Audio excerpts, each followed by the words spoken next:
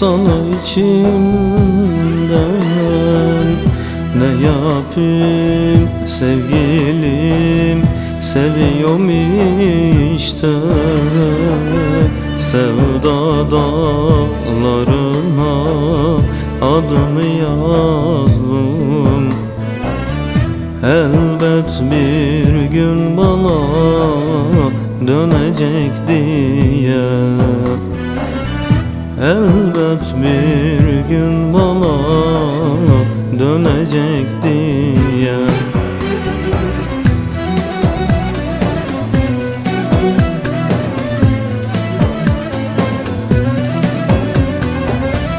Aşkın ateşiyle yanar dururum.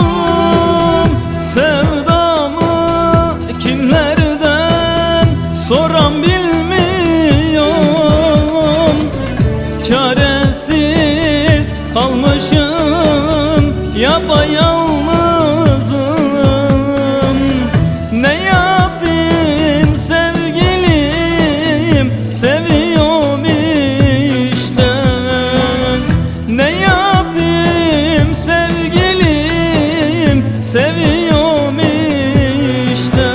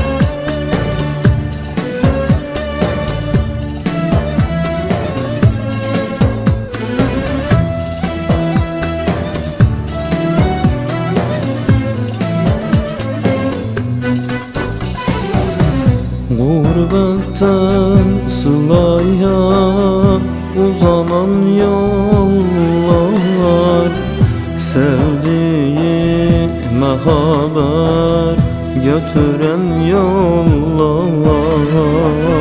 Sevdiğimden ayrı yaralıyım ben.